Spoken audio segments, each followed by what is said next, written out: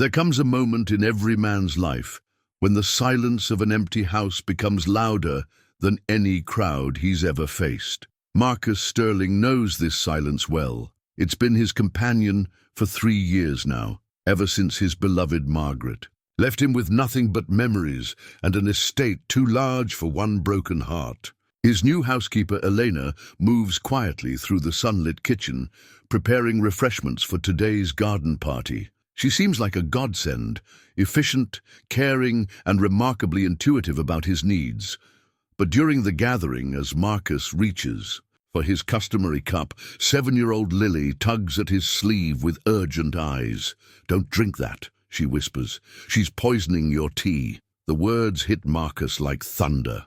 Later that evening, after testing reveals sleeping medication in his tea, he confronts Elena in his study. What she reveals will shatter everything he thought he knew about family, forgiveness, and the true meaning of poison. But how did a stranger's warning unlock 20 years of buried family secrets? Before we jump back in, tell us where you're tuning in from. And if this story touches you, make sure you're subscribed, because tomorrow I've saved something extra special for you. The morning routine had become Marcus Sterling's anchor in a world that felt increasingly adrift. Each day began at precisely 6:30 with the gentle chime of his grandfather clock, a sound that had measured the rhythm of 3 generations in this house. He would rise from the mahogany 4-poster bed that had once cradled both him and Margaret, though now only his side showed the impression of use, the other half pristine and untouched, like a shrine to what once was. The Sterling mansion stood, like a monument to accumulated wealth and faded glory, on Beacon Hill's most prestigious street. Built in 1892 by Marcus's great-grandfather, the Victorian masterpiece boasted 23 rooms, each one meticulously maintained, yet somehow hollow. The morning light filtered through stained glass windows, casting rainbow patterns across Persian rugs that had witnessed decades of family gatherings, birthday parties, and holiday celebrations. All memories now, echoes in empty halls. Marcus descended the grand staircase, his hand trailing along the polished banister, passing the family portrait gallery that told the story of Sterling prosperity. There, halfway down the wall, hung the damaged painting that never failed to catch his eye, a family portrait from 25 years ago, its canvas bearing a long diagonal tear that had never been properly repaired. In it, a younger Marcus smiled beside Margaret, their arms around a beautiful young woman with defiant eyes and auburn hair.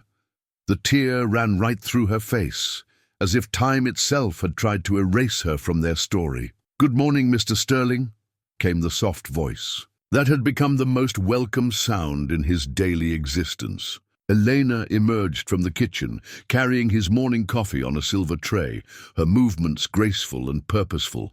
At 42, she possessed a quiet elegance that reminded him of someone, though he could never quite place who.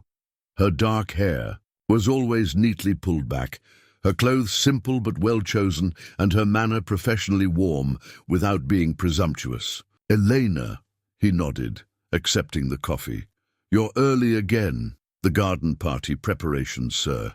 I wanted to ensure everything would be perfect for your guests." She busied herself straightening the morning newspapers on the side table, though they were already perfectly aligned. It was a habit he'd noticed, her need to keep busy, as if stillness made her uncomfortable.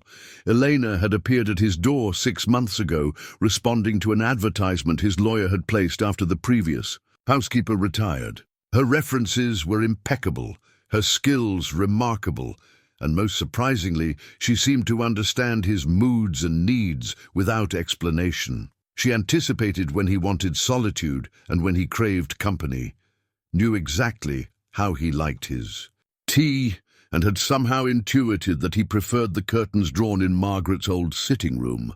"Tell me again why I agreed to host this gathering." Marcus settled into his usual chair by the window, where he could watch the morning joggers and dog walkers navigate the tree-lined street. "Because Dr. Harrison convinced you that isolation isn't healthy for a man of your stature," Elena replied with the faintest smile.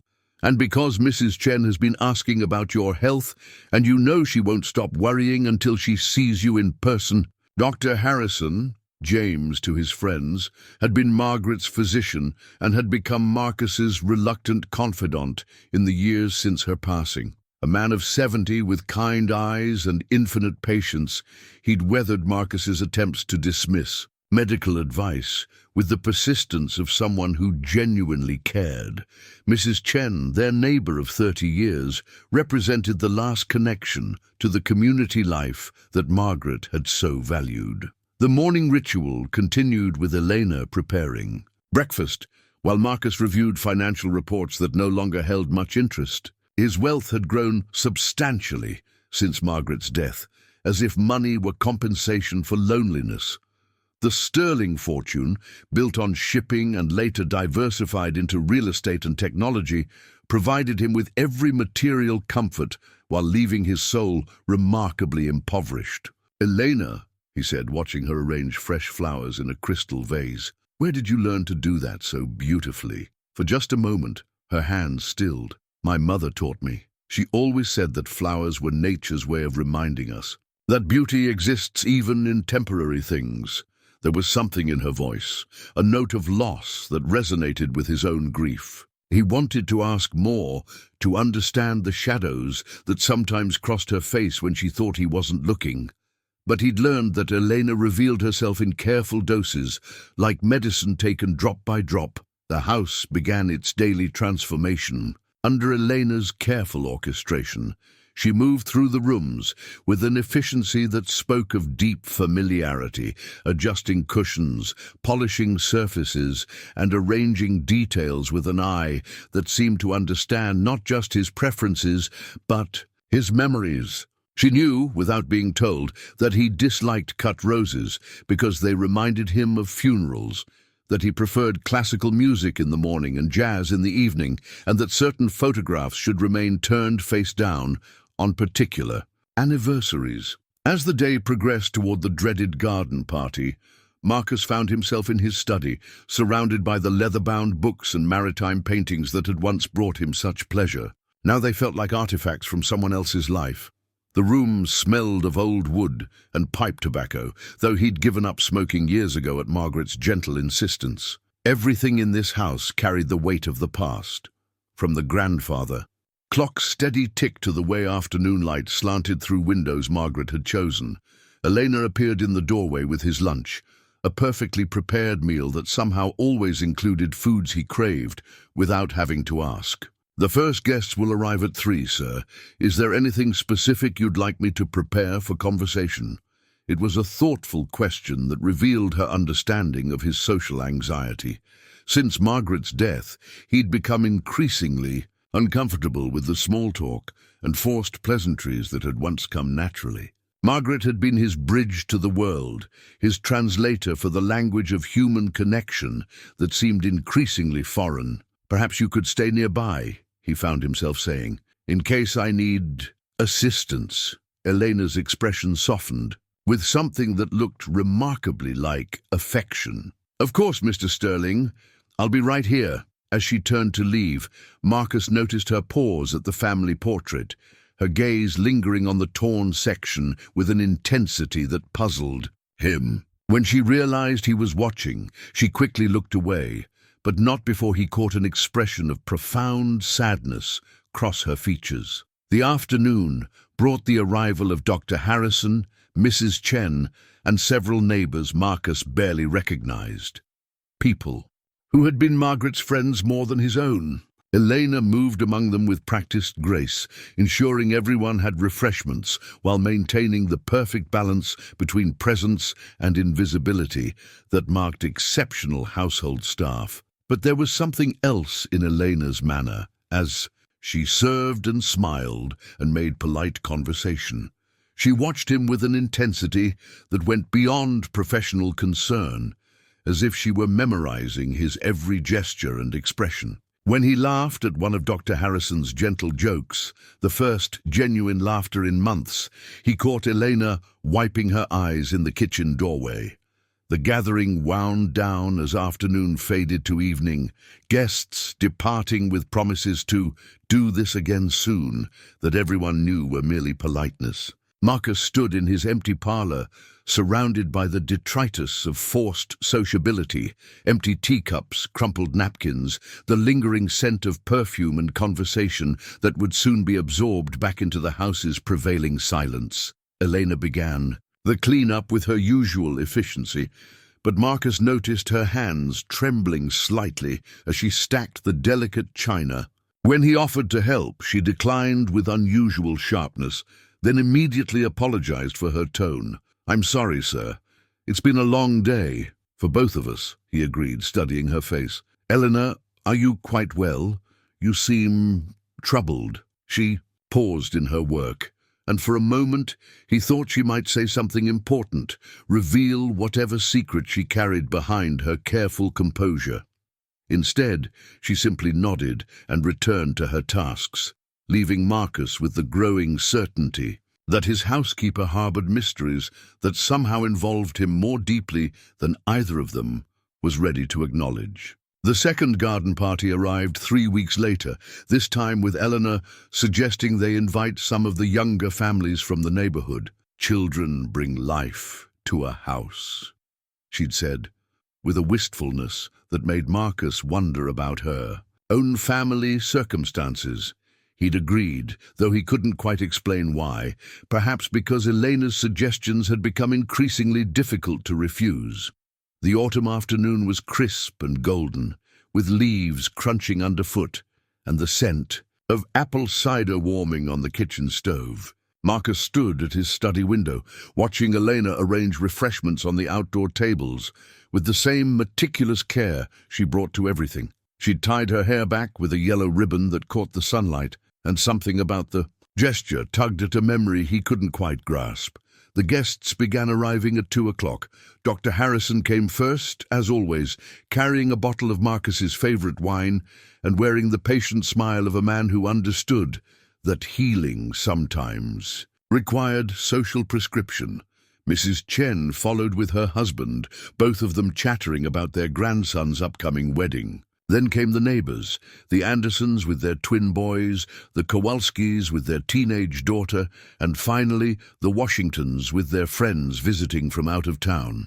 Among the visiting friends was a young couple Marcus didn't recognize, accompanied by a 7-year-old girl with curly blonde hair and bright green eyes that seemed to take in everything around her with remarkable intensity. The child wore a yellow dress that matched Elena's ribbon, and she carried a small notebook and colored pencils, occasionally stopping to sketch flowers or interesting shadows. "This is Lily," the woman introduced, her hand resting protectively on the child's shoulder. "She's my daughter. I hope you don't mind that we brought her. She's usually very well behaved." "Not at all," Marcus replied, though children made him nervous. He'd forgotten how to talk to them if he'd ever truly known. "Welcome to my home, Lily." The little girl studied him with the frank assessment that only children possess. "You have a very big house," she said finally. "Do you live here all by yourself?" "Lily," her mother chided gently, but Marcus held up a hand. "It's quite all right. Yes, I do live here alone mostly, though Elena takes excellent care of me." As if summoned by her name, Elena appeared with a tray of refreshments. Marcus noticed how her step faltered slightly when she saw the visiting family, and how her grip tightened on the tray when the little girl's mother smiled at her. "Elena," the woman said warmly, "what a lovely name. You remind me of someone I used to know." Elena's response was polite but distant. "Thank you. Please, help yourselves to the refreshments." The afternoon progressed pleasantly enough. The children played on the lawn, while the adults engaged in the comfortable conversation of people who'd known each other for years. Marcus found himself drawn to watching Lily, who seemed to observe everything with an artist's eye, occasionally making notes in her little book with the seriousness of a court reporter. Around 4 o'clock, as the afternoon light began to slant through the garden trees, Elena brought out the traditional tea service, delicate bone china cups, silver spoons, and Marcus's favorite blend, prepared exactly as he liked it. She set his cup on the small table beside his chair with her usual care, adding the precise amount of honey he preferred. Marcus was reaching for his cup when he felt a small hand on his arm. Lily had approached so quietly he hadn't noticed her, and now she stood beside his chair with an expression of urgent concern. "Don't drink that," she whispered, her green eyes wide with worry. The conversation around them continued, but Marcus felt the world narrow to this moment, this child's voice carrying a weight that seemed impossible for someone so young. "I beg." "Your pardon?" he asked, setting the cup back down. Lily glanced around nervously, then leaned closer. "She's poisoning your tea," she said, in a voice barely above a whisper. "I heard her talking about it. She put something in it to make you sleepy." The words hit Marcus like a physical blow. Around them, the pleasant chatter of the garden party continued, but he felt suddenly isolated, as if a glass wall had descended between him and the rest of the world. He looked at Elena, who was serving refreshments to the other guests, her movements as graceful and caring as always. Then he looked back at Lily, whose expression remained deadly serious. "Are you certain about this?" he asked, his voice steady despite the storm building inside him. Lily nodded solemnly. "She doesn't know I heard her. She was on the phone, talking about helping you sleep better. But poison is poison, isn't it? My teacher says some medicines can be poison if you don't know about them." The child's logic was unassailable, and Marcus felt his comfortable world tilting on its axis. Elena, who had become such a trusted presence in his life, who seemed to understand him better than anyone since Margaret, was drugging his tea. The thought was so absurd, and yet so potentially devastating that he struggled to process it. What should I do? He found himself asking this 7-year-old oracle. "Don't drink it," Lily said matter-of-factly, "and maybe you should ask her about it. Grown-ups are supposed to tell the truth when you ask them directly." The party continued around them, but Marcus felt as if he were watching it from a great distance. He made polite conversation, smiled at appropriate moments, and thanked his guests as they departed, all while the untouched teacup sat like an accusation on the table beside him. Elena began clearing the refreshments as the last guests left, her movements efficient but somehow tense. When she reached for his cup, Marcus spoke. "Leave that one, please." She paused, her hand hovering over the cup. "Is something wrong, sir? You didn't touch your tea." "No," he said carefully. "I didn't." That evening, after Elena had finished her duties and bid him good night, Marcus sat alone in his study with the teacup before him. The liquid had grown cold, its surface reflecting the lamplight like a dark mirror. Tomorrow, he would have it tested. Tonight, he could only sit with the terrible possibility that the one person he'd learned to trust in his house of memories might be deceiving him in ways he couldn't yet fathom. But why? And more troubling still, if Lily was right, what other truths about Elena had he been blind to see? The laboratory results arrived by courier the following Tuesday, sealed in a manila envelope that Marcus stared at for a full 10 minutes before opening. Dr. Harrison had arranged the testing through a discreet facility, asking no questions when. Marcus requested an analysis of the tea sample he'd carefully preserved. The report was clinical and damning. Traces of zolpidem tartrate, a common sleep aid, in concentrations that would induce drowsiness but cause no lasting harm. Marcus read the findings 3 times, each pass making the betrayal feel more real and more incomprehensible. Elena had been medicating him without his knowledge or consent for months. He found her in the kitchen that evening, preparing his dinner with the same careful attention she'd always shown. The sight of her moving efficiently between stove and on counter, humming softly under her breath, filled him with a complex mixture of anger and profound sadness. How could someone who seemed so genuinely caring be capable of such deception? "Elena," he said from the doorway, and something in his tone made her turn immediately, her face going pale at his expression. "Mr. Sterling, is everything all right?" He held up the laboratory report. "We need to talk, in my study, now." The walk down the hallway felt like a funeral march. Elena followed 2 steps behind, her breathing shallow and quick. In the study, Marcus closed the door and gestured to the chair across from his desk.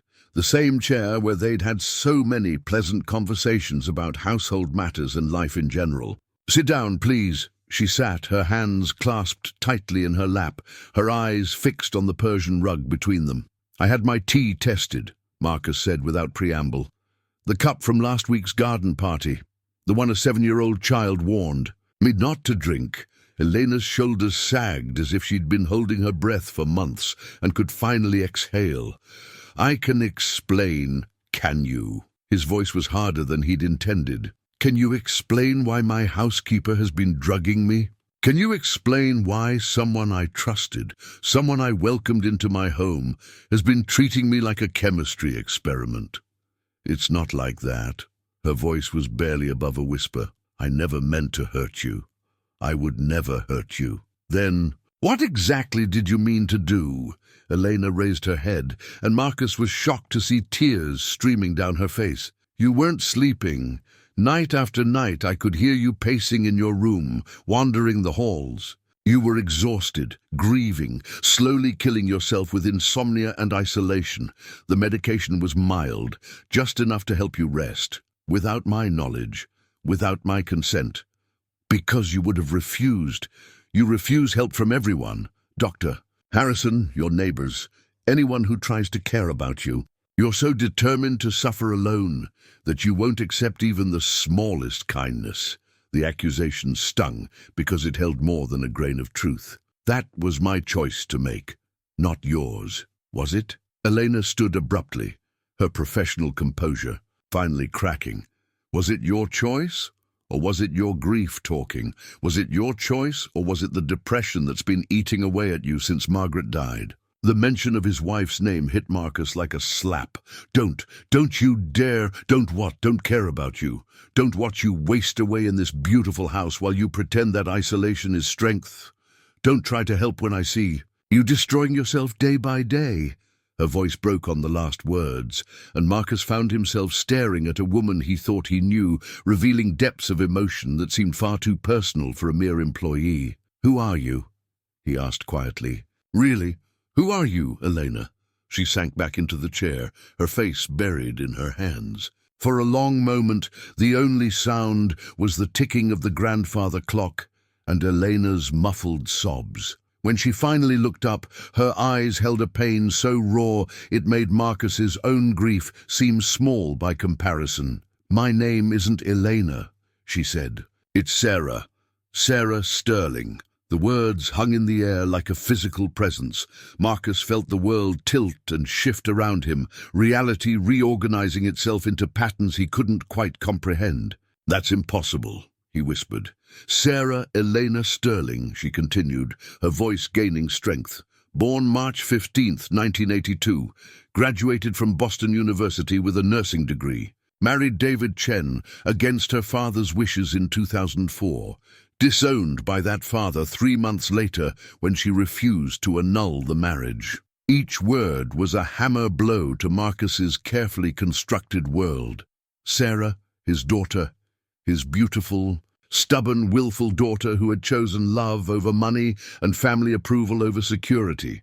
The daughter he'd refused to see or speak to for 20 years. "Sarah died to me the day she walked out of this house," he said automatically, the words he'd repeated like a mantra for 2 decades. "No, Dad." The word hung between them like a bridge across an impossible chasm. "Sarah died to you the day you chose your pride over your child. But she never died. She became a nurse, raised a daughter, lost her husband in a car accident 5 years ago, and watched her father from a distance as he slowly destroyed himself with grief and stubbornness." The room spun around Marcus. 20 years collapsed into this moment, and suddenly Elena's familiarity made terrible sense. The way she anticipated his needs, understood his moods, seemed to know the house's rhythms. She'd grown up here. The way she looked at the family portrait, the sadness in her eyes when he spoke of loneliness.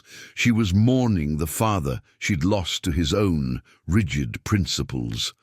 The little girl, he said suddenly. Lily. Sarah nodded, tears flowing freely. Now, your granddaughter, the one you've never met because you decided 20 years ago that loving someone who disappointed you was too difficult. Marcus felt something break inside his chest, not his heart, but the wall around it that he'd built so carefully and maintained so ruthlessly. Why? He whispered. Why come back like this? Why not tell me who you were? Because you would have thrown me out, Sarah said simply. Just like you did 20 years ago, but I couldn't watch you die slowly in this house while I did nothing.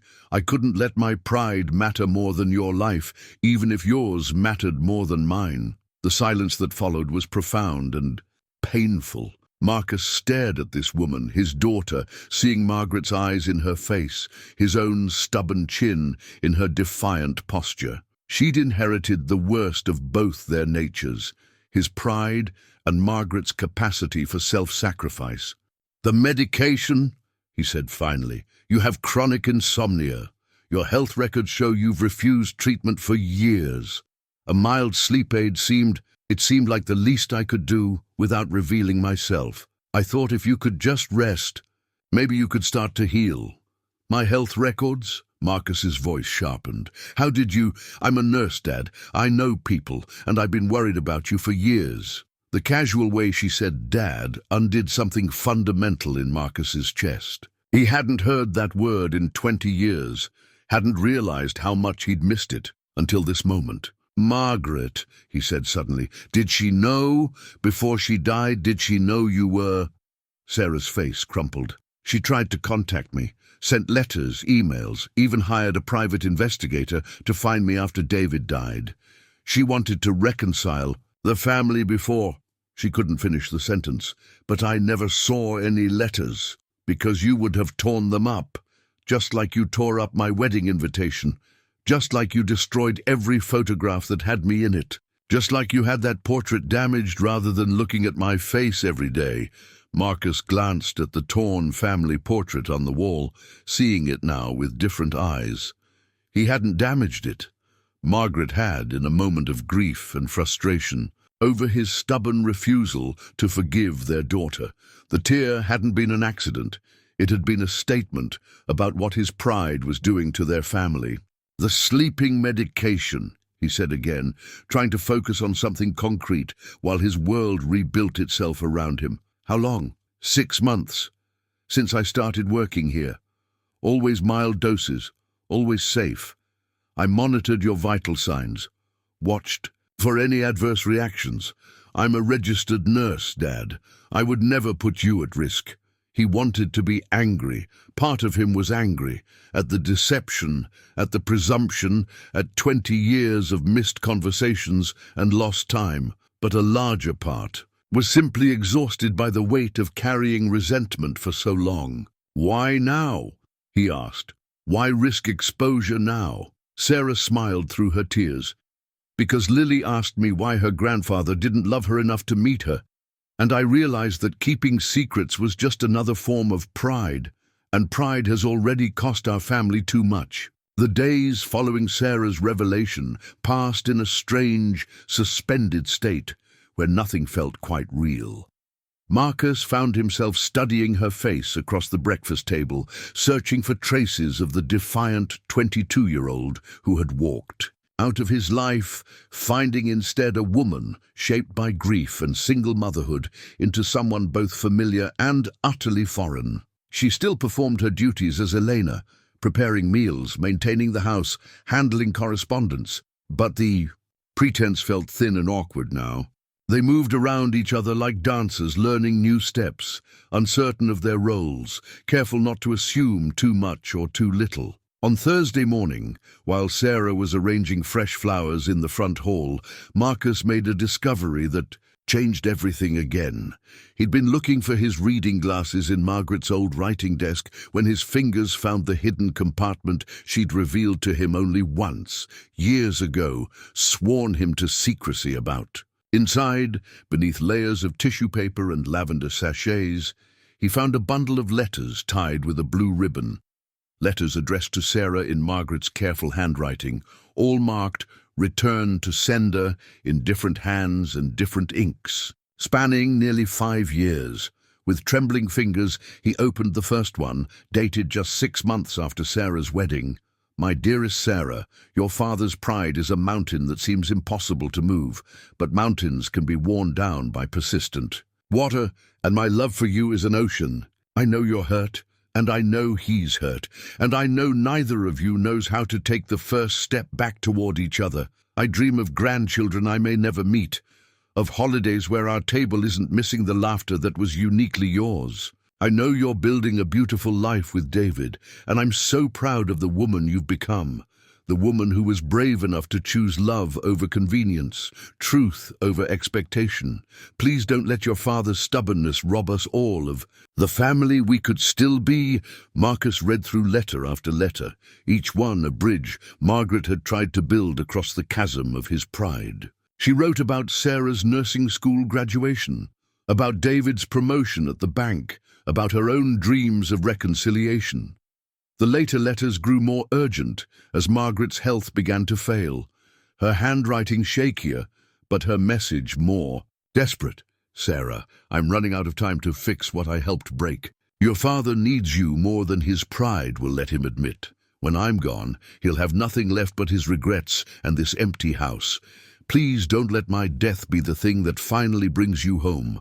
Come while there's still time to heal." The last letter was dated 3 weeks before Margaret's death. It had been returned unopened like all the others, Sarah's address marked "No longer at this location" in red ink. "Dad." Sarah's voice came from the doorway, soft and uncertain. She'd stopped calling him Mr. Sterling after their confrontation, but Dad still seemed to require courage each time she said it. He looked up, his face wet with tears he hadn't realized he was shedding. "She tried," he said, holding up the letters. "Margaret tried to bring you home." Sarah stepped into the room, her eyes widening as she recognized her mother-in-law's stationery. "I never received any letters from Mom. We moved 3 times after David died, lost the house, had to find cheaper places.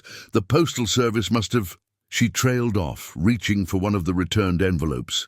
"She was dying," Marcus said, his voice breaking. "She was dying, and she was trying to fix what I'd broken, and you never even knew." Sarah sank into Margaret's chair, clutching the letter to her chest.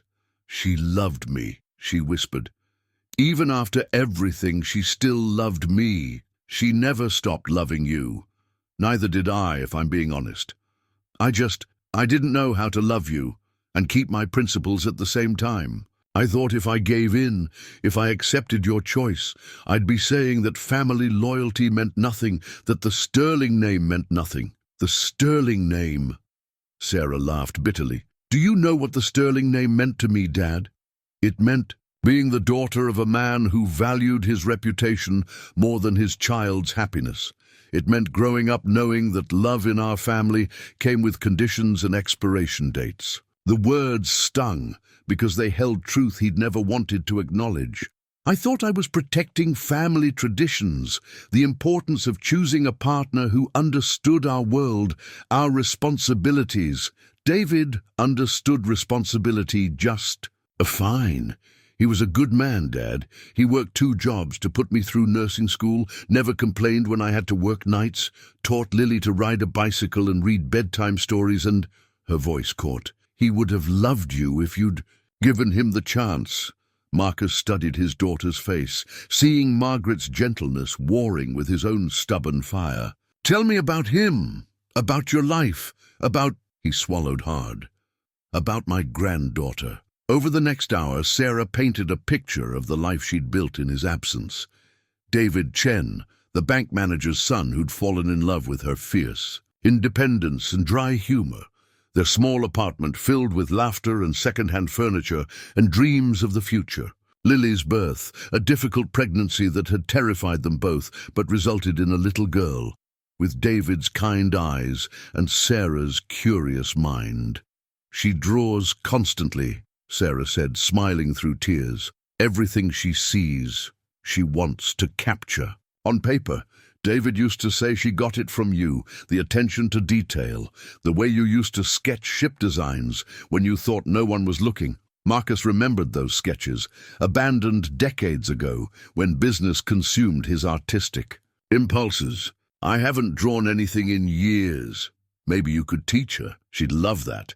The suggestion hung between them, an offer and a question and a hope all wrapped together. Marcus found himself imagining it, a little girl with curly hair bent over a sketch pad, asking endless questions about perspective and shading while he remembered what it felt like to create something beautiful. David died in a car accident, Sarah continued, her voice carefully controlled. A drunk driver ran a red light. Lily was 5. She still asks sometimes when Daddy's coming home. The pain in her voice made Marcus's chest tight.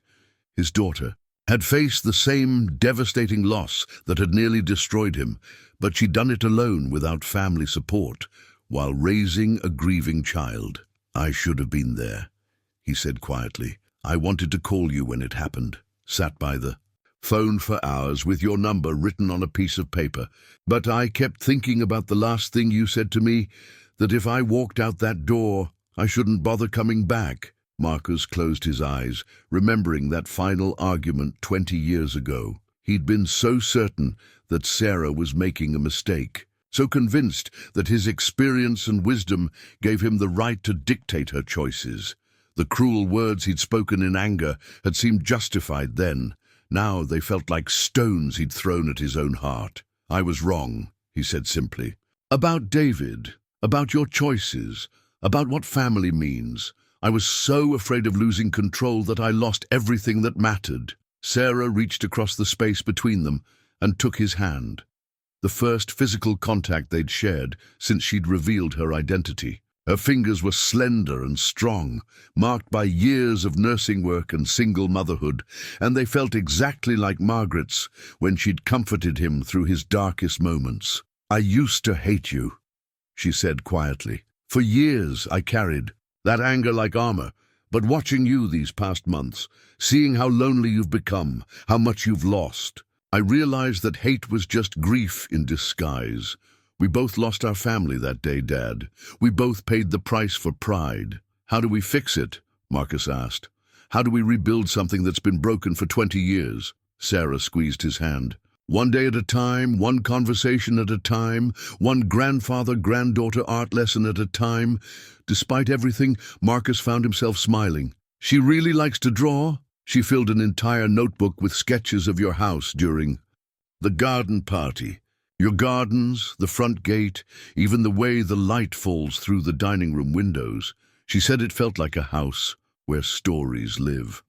Stories do live here, Marcus said, looking around Margaret's writing room with new eyes. Good stories, and sad stories, and stories that are still being written. As if summoned by their conversation, Sarah's phone buzzed with a text message. She glanced at it and smiled. Lily's asking if she can come visit this weekend. She wants to meet her grandfather. Properly this time, not as a stranger at a party. The prospect terrified and thrilled Marcus in equal measure. Will you stay too? For dinner, I mean? All of us together? Sarah's eyes filled with tears again, but this time they looked like hope instead of grief. We'd like that very much, Dad. We'd like that very much. The weekend family dinner never happened. On Friday afternoon, just as Marcus was nervously arranging flowers for Lily's visit, a task he'd never attempted in 70 years of life, Dr. Harrison arrived unannounced with a manila folder and the grave expression that doctors wear when delivering news no one wants to hear. James, Marcus said, opening the front door to find his old friend standing in the autumn drizzle. This is unexpected. Please, come in. Dr. Harrison stepped inside, shaking raindrops from his coat, but declined Marcus's offer of coffee or a seat in the comfortable parlor. Instead, he remained standing in the front hall, the manila folder clutched against his chest like armor. Marcus, we need to discuss your recent test results. The words created a cold knot in Marcus's stomach. He'd submitted to a full physical examination 3 weeks ago, Sarah's suggestion, presented as Elena's gentle concern for his health. At the time, he'd agreed primarily to appease what he'd thought was his housekeeper's professional worry about his well-being. "The blood work?" Marcus asked, though Dr. Harrison's expression suggested something far more serious than cholesterol levels or vitamin deficiencies. "Among other things, Marcus, I need you to sit down." They moved to the study, where Marcus had spent so many hours reviewing business papers and avoiding the rest of his life. Now, as he settled into his familiar leather chair, he realized that all those documents and decisions might suddenly seem much less important. Dr. Harrison opened the folder with the careful movements of a man handling something fragile and dangerous. "Your cognitive assessment scores have declined significantly since your last evaluation 2 years ago. Combined with the memory issues you mentioned during your exam and the results from the brain imaging we ordered," Marcus felt the words wash over him like distant thunder, understanding their import without quite absorbing their reality. "Alzheimer's disease, early stages but unmistakable markers, progressive decline expected, no cure available." "How long?" he asked, surprised by how steady his voice sounded. "That's difficult to predict. The progression varies enormously between patients. Some people maintain relatively normal function for years with proper medication and support. Others decline more rapidly." Dr. Harrison leaned forward. "Marcus, this doesn't have to be a death sentence. With early intervention, lifestyle changes, family support. Marcus laughed, but there was no humor in it. "James, I've spent the last 20 years driving away everyone who might have supported me. I'm facing the end of my mind alone in a house full of memories I may not be able to keep much longer." "You're not alone," Dr. Harrison said gently. "Elena cares about you deeply. I've seen how she watches over you, how concerned she is about your health, and there are other resources. Elena is my daughter." The words came out flat and matter-of-fact, but they hit Dr. Harrison like a physical blow. His face went through a series of expressions: confusion, disbelief, dawning understanding, before settling on something that looked remarkably like relief. "Sarah," he breathed. "Elena is Sarah. You knew?" Marcus stared at his friend. "All this time you knew who she was?" I suspected. "Something about her was familiar, and she knew too much about your medical history, asked too many specific questions. But I thought—" Dr. Harrison shook his head. "I thought if she was using a false name, she must have her reasons. I was respecting what I assumed was your privacy." Marcus stood and walked to the window, watching the rain streak down the glass like tears on the house's face. "She came back to take care of me. Took a job as my housekeeper because she knew I'd never accept help from the daughter I disowned. 20 years ago. And now I'm going to lose my mind just when I've found my family again." The irony was so cruel, it took his breath away. "I have a granddaughter, James, a beautiful little girl who wants to learn to draw. I'm going to meet her properly tomorrow, and I won't remember her name in 5 years, maybe less."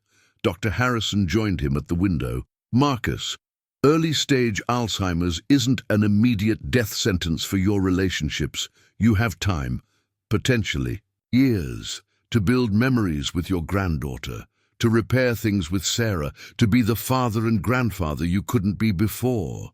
Time." Marcus tasted the word like medicine. "How much time before I forget Margaret's face, before I can't remember why I was angry with Sarah in the first place? Before I become a burden instead of a blessing to the family I just got back? That depends partly on you. Staying mentally active, maintaining social connections, managing stress, all of these can slow progression. And having family support." Dr. Harrison paused. "Marcus, does Sarah know about your diagnosis?" "No, and I'm not sure I can tell her. She just got her father back. How can I tell her she's about to lose him again, this time to something neither of us can control? Because keeping secrets from each other is what destroyed your relationship the first time?" The observation hit home with uncomfortable accuracy. Marcus had spent 20 years maintaining his pride through secrecy and stubborn silence. Sarah had spent 6 months maintaining her loving deception through false identity and careful omissions. Now he was contemplating another secret, another wall between them built from the same misguided desire to protect the people he loved from difficult truths. "She's a nurse," Dr. Harrison continued. "She'll notice the symptoms eventually, the memory lapses, the confusion, the changes in judgment. Wouldn't it be better for her to understand what's happening rather than worry that she's somehow failing? To help you?" Marcus thought about Sarah's face when she talked about Lily's excitement to meet her grandfather, the hope in her voice when she'd suggested art lessons, the careful way she'd been rebuilding their relationship one conversation at a time. "I can't take that away from her," he said quietly. "Not when we've just found each other." "You're not taking anything away. You're giving her the chance to love you fully, with complete knowledge of what you're both facing. You're giving her the opportunity to make informed choices about how to spend whatever time you have together." Through the window, Marcus could see Sarah's car pulling into the driveway. She was early for their planned discussion about tomorrow's dinner arrangements, her face bright with anticipation as she hurried through the rain toward the front door. In his hand, Marcus still held the medical records that would change everything, the documents that transformed their family reunion from a beginning into a race against time. "She deserves to know," Dr. Harrison said gently. Marcus nodded, watching his daughter approach the house where she'd grown up, where she'd learned to walk and laugh and dream before learning that love could be conditional and families could break, apart over pride and principle. "Yes," he said finally, "she deserves to know everything." Sarah found them in the study 20 minutes later, 2 old men sitting in contemplative silence while rain drummed against the windows like impatient fingers. She entered with her usual quiet grace, carrying a thermos of soup and wearing the concerned expression that had become second nature since revealing her identity. "Dad?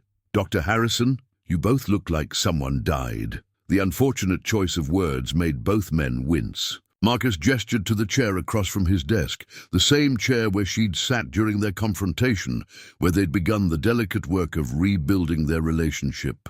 "Sarah, we need to talk." She settled into the chair with the careful movements of someone preparing for bad news, her nurse's training evident in the way she assessed both men's faces before speaking. "It's the test results, isn't it?" Dr. Harrison glanced at Marcus, who nodded almost imperceptibly. "Your father has early-stage Alzheimer's disease." The words hung in the air like smoke after an explosion. Sarah's face went through the same progression of emotions Marcus had experienced: denial, shock, grief, and finally professional composure as her medical training kicked in. "How early?" she asked, her voice steady but tight. "Very early," Dr. Harrison replied. "With proper medication and support, he could maintain good quality of life for several years. But Sarah—" He paused, choosing his words carefully. "The progression is unpredictable. Some patients decline rapidly, others plateau for extended periods." Sarah was quiet for a long moment, her eyes fixed on her hands folded in her lap. When she finally looked up, her expression held a resolve that reminded Marcus powerfully of Margaret. "We need to make a family tree," she said. Both men stared at her. Of all the responses they might have expected, this wasn't among them. "A family tree," she repeated, standing and moving to the bookshelf where Marcus kept his business records. "A comprehensive genealogy chart going back as far as we can trace. Names, dates, stories, photographs, everything, while you can still remember it all."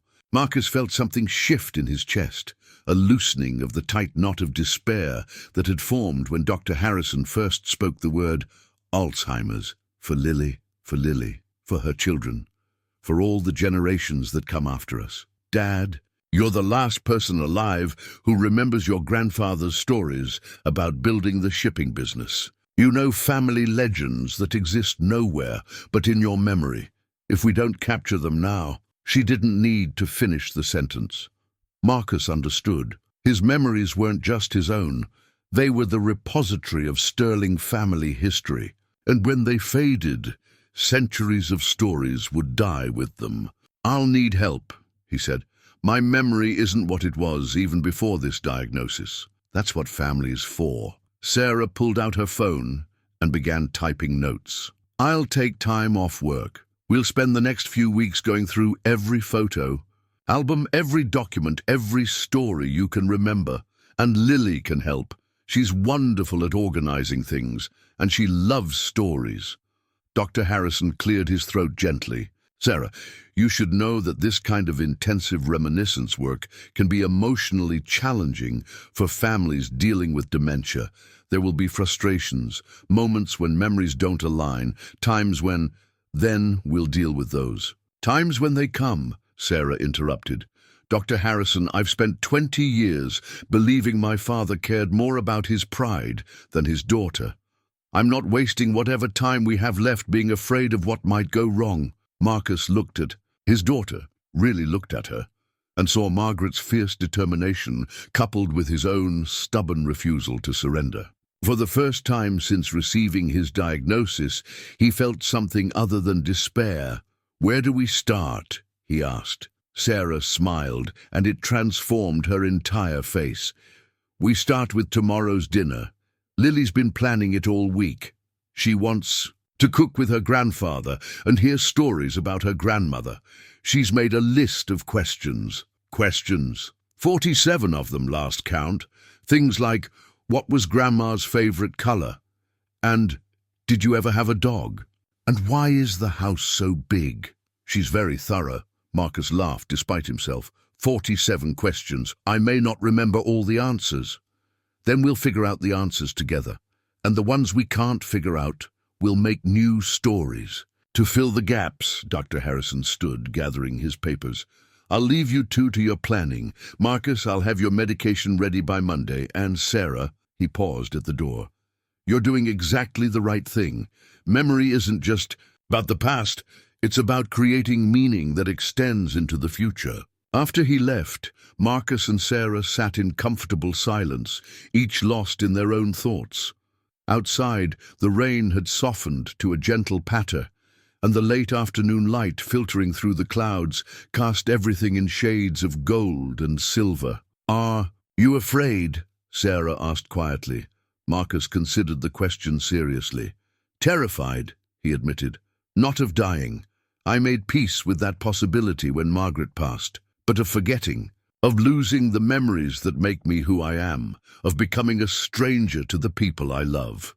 "You won't become a stranger to us," Sarah said firmly.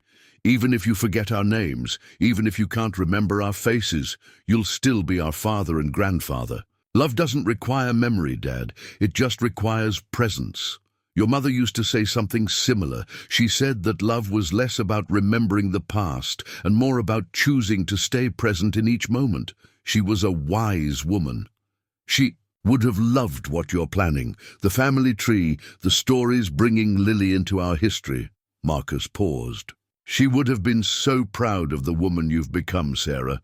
The mother you are, the way you've survived losing David, the courage it took to come back here." Sarah's eyes filled with tears. "I wish she could meet Lily. They would have adored each other. Maybe they can, in a way, through the stories we tell, the recipes we share, the traditions we pass down.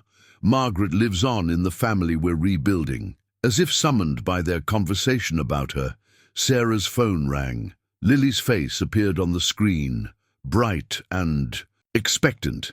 "Mommy, is Grandpa there? I finished my questions and I drew a picture of us cooking together. Can I show him tomorrow?" Sarah held the phone so Marcus could see his granddaughter's eager face. "Of course, sweetheart. Grandpa is very excited to meet you properly." "I'm excited too. I made a list of everything I want to learn from him. Mommy, can we make Grandma's chocolate cake? You said she had the best recipe ever." Marcus felt his throat tighten with emotion. "Tell her yes," he said quietly. "Tell her we'll make Margaret's chocolate cake, and I'll tell her the story about why it was so special." After they ended the call, Sarah turned to him with tears streaming down her face. "Thank you," she whispered. "For what? For letting us love you.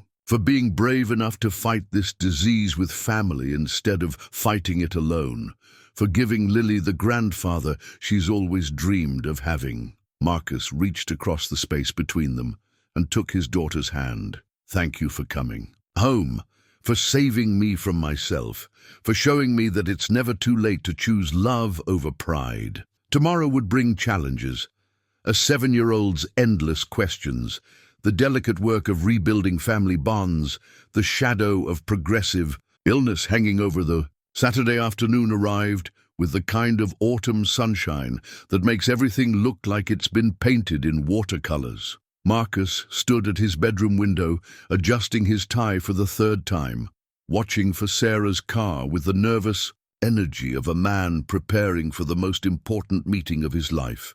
When Lily emerged from the passenger seat, Marcus's breath caught in his throat. She wore a yellow dress with small flowers, her curly hair caught back with a ribbon, and she carried both a notebook and what appeared to be a handmade card. Even from a distance, he could see Margaret's determined chin in her profile, his own curious eyes in the way she studied the house before approaching. Sarah guided her daughter up the front steps, their heads bent together in whispered conversation. Through the glass, Marcus could hear Lily's voice, bright with excitement. Is he really tall, Mommy? Does he like to draw? Will he think my questions are silly? Marcus opened the door before they could knock and suddenly found himself face to face with his granddaughter.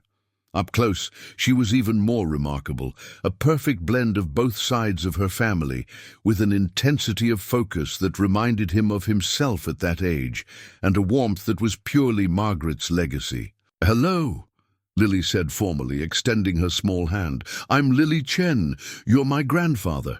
The simple declaration hit Marcus with unexpected force.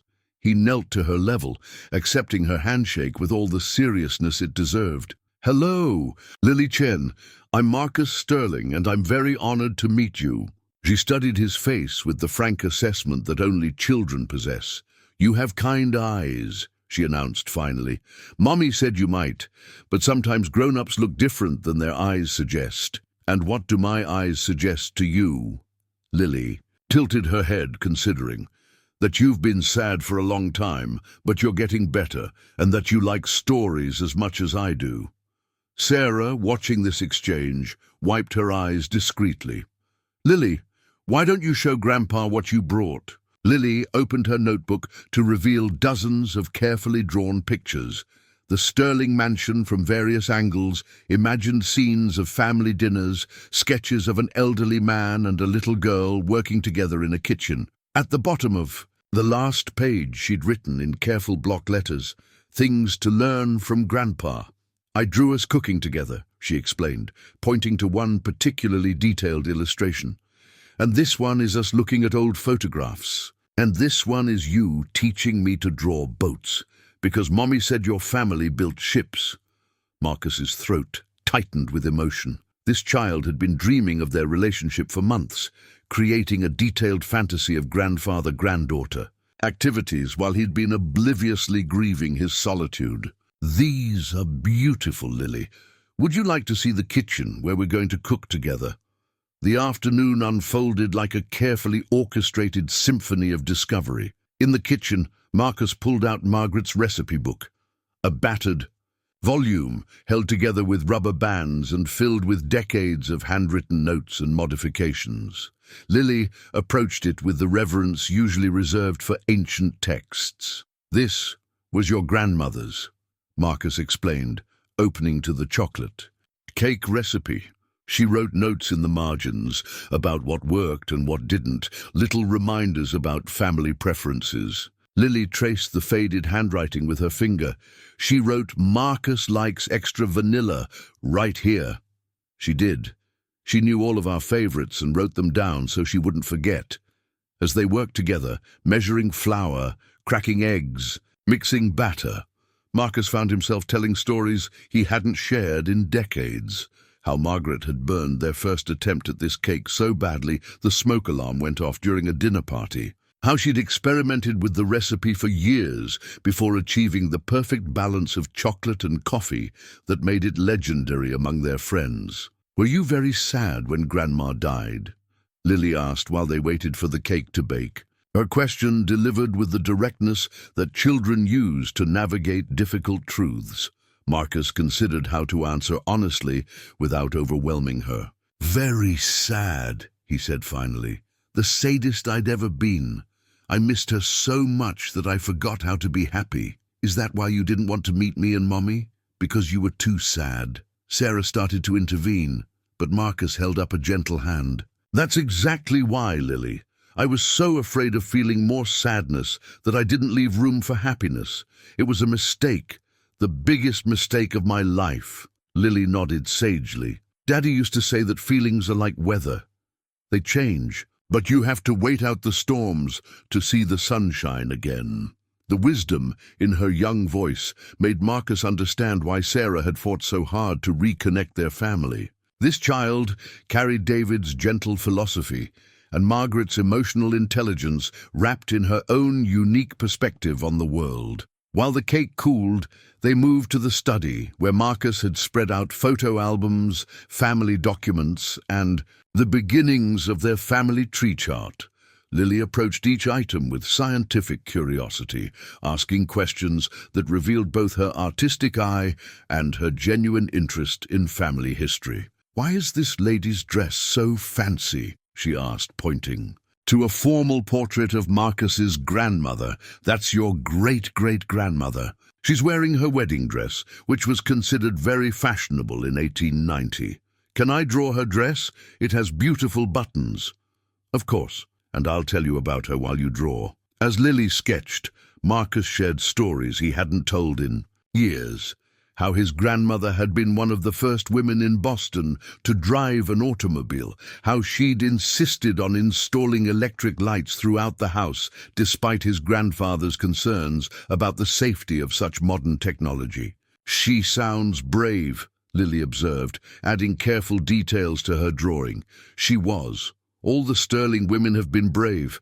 Your grandmother Margaret was brave. Your mother is incredibly brave, and I suspect you are too." Sarah, who had been quietly documenting their conversation and taking photographs, smiled through tears. She definitely gets her bravery from both sides of the family. As evening approached, and they sat down to dinner with Margaret's chocolate cake as the centerpiece, Marcus felt something fundamental shift in his understanding of family and legacy. The disease that threatened his memory couldn't touch this moment. Lily's laughter as she tried to pronounce great-great-grandmother, Sarah's joy at seeing her daughter embrace her family history, the sense of connection that filled the dining room like warmth from a fireplace. "Grandpa," Lily said as they shared slices of cake, "will you teach me to draw ships tomorrow? I want to make pictures of the boats your family built." Marcus looked at his granddaughter, then at his daughter, seeing Margaret's love reflected in both their faces. For the first time since his diagnosis, the future felt like a gift rather than a threat. "I'd be honored to teach you, Lily, and maybe you can teach me some of your drawing techniques too. It seems like there's a lot we can learn from each other."